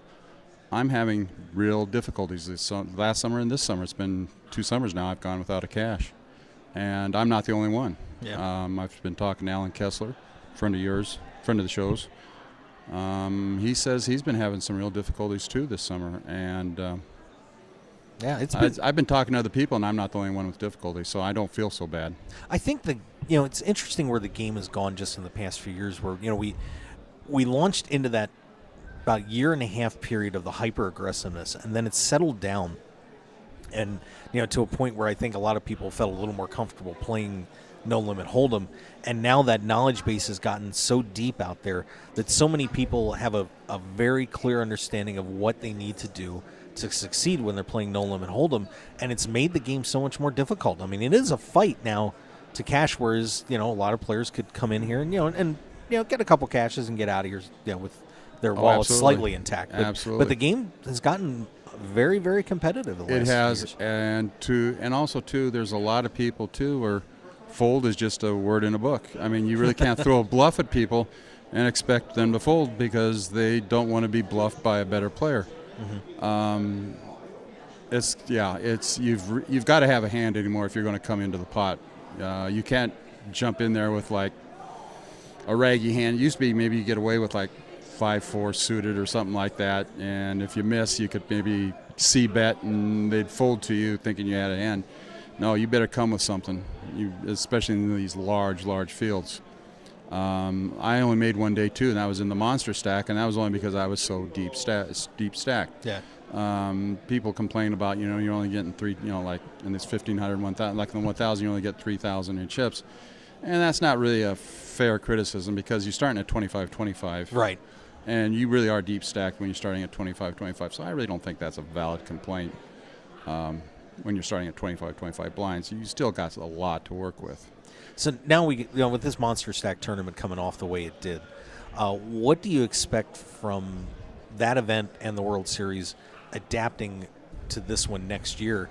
And is this something? Do we see another trend coming out of this thing across poker with this I Monster certainly Stack? hope so. I spoke to Ty Stewart during the little debacle they had on that second wave where you were waiting like a couple hours. I was waiting a couple hours for my seat, and I regged early. I didn't wait for the day. Anybody with half a brain knew what a disaster was. I fully expected to have to wait for a seat because I was here for the other large field, the Millionaire Maker. Right. And I smartly regged early for that too, and I was in on the first wave, not the second wave, and I heard the talk of the second wave, and I've not smartly waited a little too long. I saw Pam Brunson. She regged, was it 2 nights before or something like that, and she got in early, and I was on the fence because I had a flight out that same day of day one. Am I going to postpone my flight? Am I going to? So I just was on the fence on whether I was even going to enter at all. So everybody said, well, it's such a great value. And I was talking to Linda Johnson, and she goes, you are playing in in that tournament, aren't you? It's such a great value. And I go, yeah, sure, Linda, I am. There you go. So she kind of made up my mind for me there, and so I delayed my flight and registered the night before, stupidly. I should have. I was here that night that Pam Brunson registered, and I should have registered that night. Yeah. And so It's still what a tournament it was. Yeah, it was a hell of a tournament. And I getting back to it, I talked to Ty Stewart that the day of that debacle, and anybody who knows him knows he's really receptive to talking to players and people with concerns. He doesn't dodge anything, and it sounds like there's changes coming here to the World Series. He didn't share anything with me, but he did listen, and I think there will be changes coming, and I don't think we'll see a debacle like we saw in either the Millionaire Maker or this deep stack tournament we saw. I think that, just from a scheduling standpoint, number one, they got to get the ladies tournament as far away from that thing as possible. That was the ladies tournament. That was a shame about that. But now I think that they've got a nice setup as, maybe running one or two of maybe two of those monster stack type tournaments, and then leading into a couple of 1500s and some of the smaller events. So when that, when you bust out of that, you're still here. You can come back. If you make a day 2 or something like that, you can come back and come play a 1500 right after that.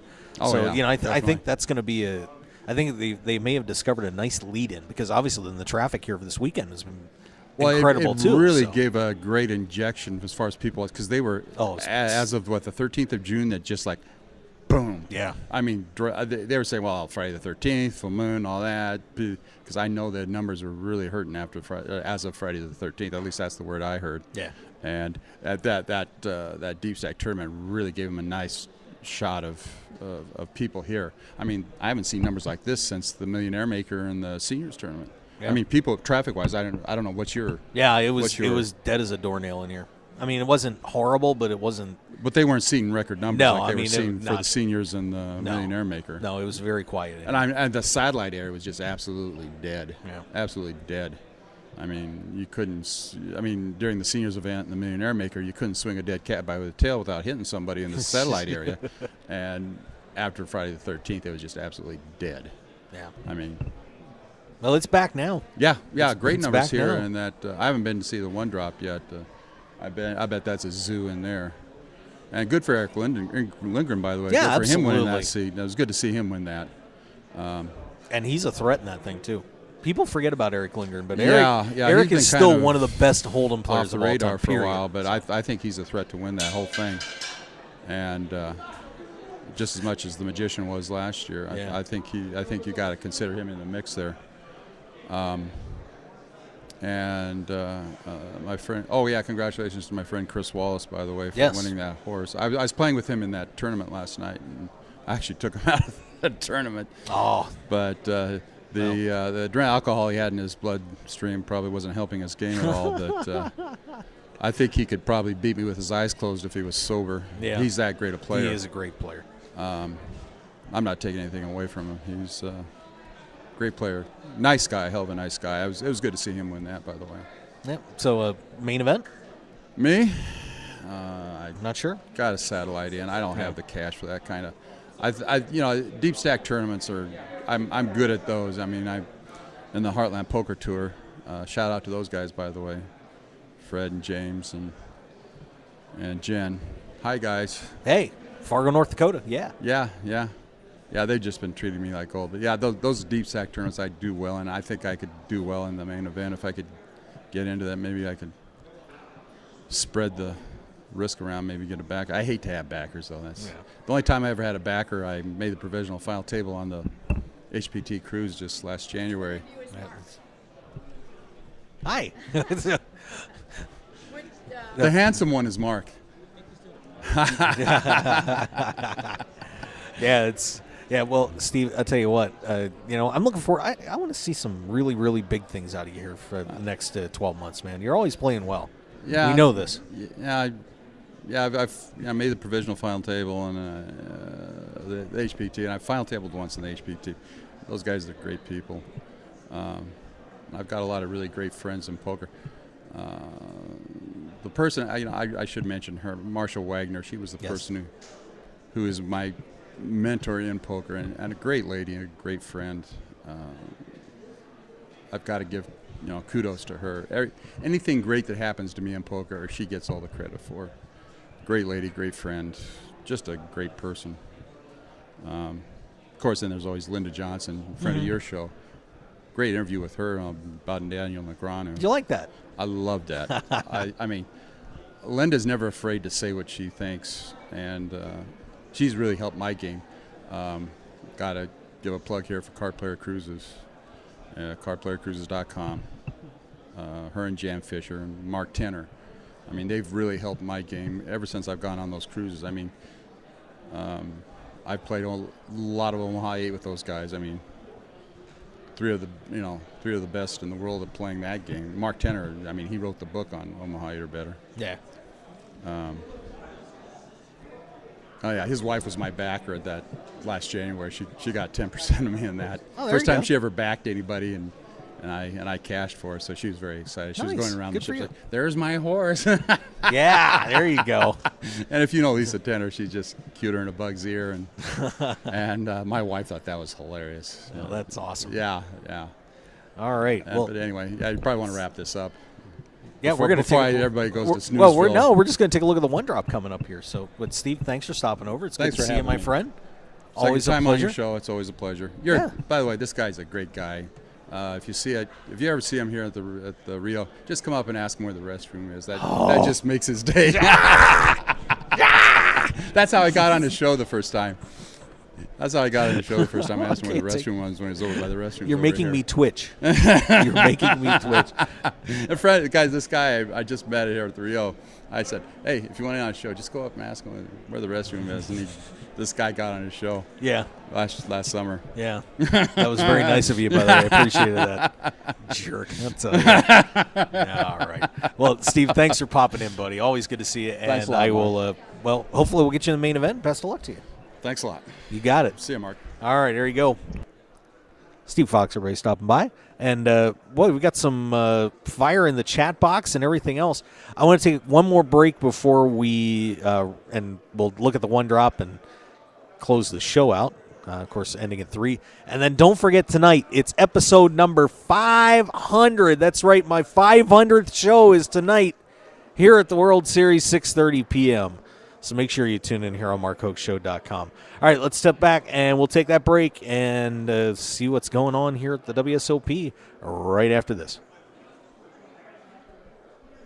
The heat is on. Whether you're in the hot seat of a major poker tournament or just dealing with everyday life, stay cool with a brand new Arctic Blue cooling towel. Just wet your reusable and durable Arctic Blue cooling towel in cold water, and you'll have instant cooling relief at your fingertips for up to 5 hours. The towel is lightweight and pliable, so you can keep it handy no matter where you are. Plus, it's absorbent enough to make sure you and your clothes stay dry while you stay cool. No need to sweat it out, no matter what you're doing, when you have an Arctic Blue cooling towel handy. So get the same cooling towel used by professional athletes, poker players, first responders, physical therapists, U.S. automakers, and even reality TV stars. So what are you waiting for? Visit them today at arcticblu.com and pick yours up today.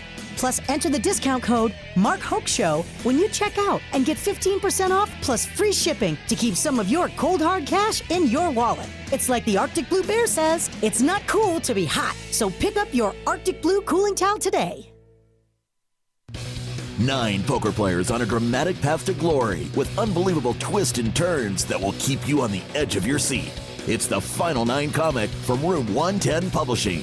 Go to final9comic.com to download the first issue preview and get ready for the official launch coming soon. 9 will become 1 way or another. Final9comic.com.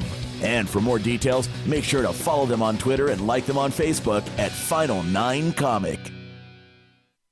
RunGoodGear.com is one of poker's premier online stores for apparel. Their mission is to provide poker players with stylish and comfortable clothes for their daily grind. You've probably seen Run Good Gear at the World Series of Poker through Run Good Poker Pro Rob Salaburo or around the country through the WSOP circuit. Today, RunGoodGear.com is the place to go to gear up for the poker felt. So go there now with the promo code HOKE. That's HOKE for 10% off your entire online purchase. Remember Hoke. Now go gear up. Your business and promotion will only go as far as your website will take you. That's why the Mark Hoke Show has only trusted one name for over 2 years, BlueRail.net. Whether you need custom website design and development packages or simply need a host for your website, Blue Rail is the only developer to turn to. It's time to discover the world-class personalized service only the Blue Rail team can provide. Visit us at BlueRail.net and call 520-822-5128 right now for your free consultation today. So get on board at BlueRail.net. How far do you want to go? One man, his lucky shirt, an unforgettable night, and a winning streak that never seemed to end. That's how Blind Squirrel began, and we haven't looked back since. We make the clothes that we want to wear for the places where we want to look and feel our best. The game, the speakeasy, and the casino floor. Blind Squirrel's small batch, high-quality gear is for people too busy grabbing life by the nuts to bother with crappy, ill-fitting clothing. Because like you, we prefer our nights long, our drinks strong, and our lucky shirt to be our most comfortable. So look good, be lucky, and visit BlindSquirrelApparel.com for your new favorite shirt. As an added bonus, you'll receive 20% off your purchase with the promo code HOKE, H-O-K-E. You can also pick up Blind Squirrel apparel at the Borgata in Atlantic City and in Las Vegas at all Missouri stores at Mandalay Bay, Monte Carlo, The Mirage, and MGM Grand. Look good and be lucky with Blind Squirrel Apparel.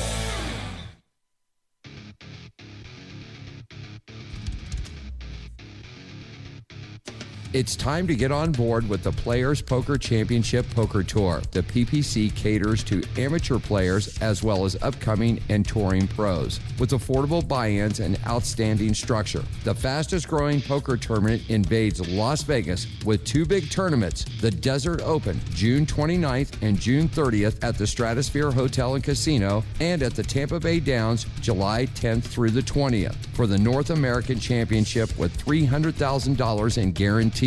You can win your way to the PPC Championship in Aruba, featuring the $200,000 guaranteed main event hosted by PPC Ambassador Joe Surratt. For all the details, visit us at ppcpokertournament.com. Join in the excitement in Las Vegas and around the U.S. with the Players Poker Championship Poker Tour. Want more of The Mark Hoke Show? Then follow us on Twitter at Mark Hoke Show and like our Facebook page at The Mark Hoke Show for show news and outstanding poker content from around the world. Plus, enjoy the show anytime by subscribing to our podcasts on iTunes or at markhokeshow.podbean.com. We're even on your mobile phone at markhokeshow.podbean.com/mobile. Thanks for listening and being a part of The Mark Hoke Show. Now, let's return to the Mark Hoke Show. The Mark Hoke Show. Here again, your host, Mark Hoke. And we return to the Mark Hoke Show live here from the World Series of Poker. Wrapping up this afternoon show here at the World Series. And we have about 18 minutes to go before we conclude show 499. Coming back tonight. My 500th show will be kicking off this evening at 6:30 p.m. Pacific time, so Lord only knows what's going to happen. There could be nothing. That's kind of the way it goes around here. But it will be show number 500 for me tonight, and I would be honored and thrilled to have all of you join me as we get ready for that honor to take place in the It's because of you guys, so really do appreciate it. A lot of fire going on in the chat box about what's going on here. Jake 300 saying about Phil Hellmuth not playing, and that would be yet. And I would put the big stress on yet. Doesn't mean he could not or did not want to get backers. I know Phil did get, well, of course, he satellited in last year. Or no one would back him. Yeah, surprised a player of his live success could not get back and broke living could. Of course, like I said, the JRB rumor is it that he was in Dan Bilzerian's home game, which ended up he ended up winning. Basically they had a satellite in their house, And Jean Robert won, so that would be why he got into the one drop, or at least how he got the funding. Flipper Fair saying Phil Hellmuth would play for 15% of himself, in my opinion. I'm sure he would, because a lot of players did. Let's see. That's about all he could think. He can't make up much in this field, maybe 1.2. Yeah, and for makeup, just so you guys, if you don't know what makeup is, when players, I shouldn't say what makeup is, but when players are selling themselves to play and try and play in a tournament, they'll tack on a little bit extra to keep a little piece of themselves. Like I'm trying to sell some pieces at 1.1 for an event on Tuesday. So if you buy at 1.1%, you're at 1.1, you're actually getting 1%, but you're paying 1.1% of the buy-in. Let's see. And Jake also saying the chat box just confirmed numbers down. Most of the dealers have moved down from 6 shifts to 5 per week. Earnings are down. And, it's been tough because, we've had a couple events where the deep stacks tournaments have gotten shut down. The cash games have gotten shut down. And honestly, that's where a lot of the dealers want to be. They want to be in a position where they're dealing those cash games. So, dealing the tournaments isn't as lucrative as dealing those cash games. So these guys want to get into those. And when they get shut down, it hurts them for sure. We are seeing a lot of activity out here in the Rio.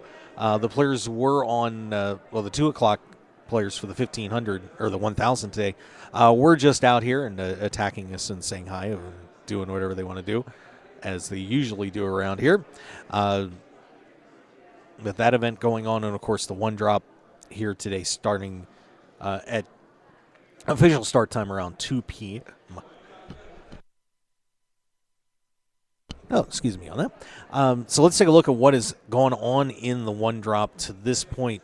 We have had a few interesting hands so far. Scott Seaver. Let's back it up a little bit.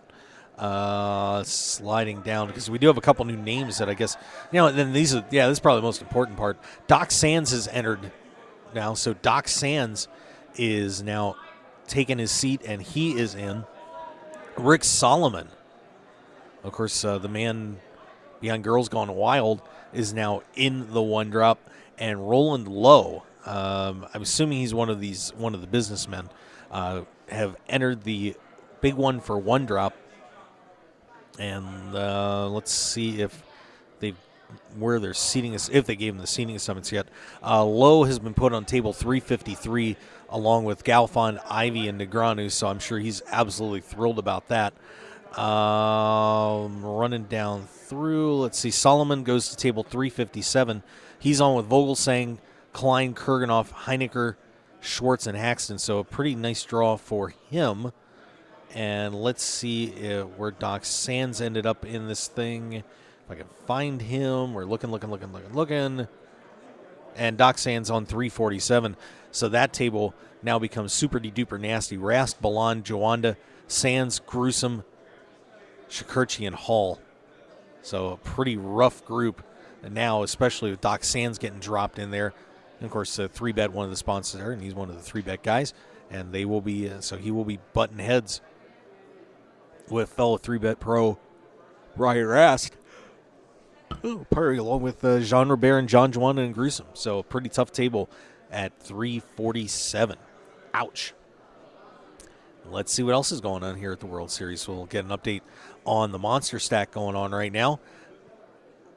And looks like they are still listed at 62 players, so not a lot of movement on that one. And let's swing it over to event 52 is over, the ladies championship. Let's take a look at that one. And we have lost, I'm not sure what happened with that. I want to check the updates here before I break this down because we've lost a few players off this table already. Of course, we did mention there were a couple of short stacks in there. And, wow, that is legit. I'm trying to... This is very weird. They are listing... I don't know if that's right. I really don't. I guess it must be. So here are your chip counts on ladies or on a break. Jia Zhang at 755. Mikio Aoki at 585. Mikat Su at 470. Persia Bonella 232. Elizabeth Montezanti at 195. And I'm just sitting here stunned at this chip count because it's just a very odd number to see. But, of course, Patty Landis, Daniel Negreanu's personal assistant, right now listed at 167 chips. That's right. That's what it's saying, a 167. I'm not sure if that's correct. That just doesn't seem right to me at all.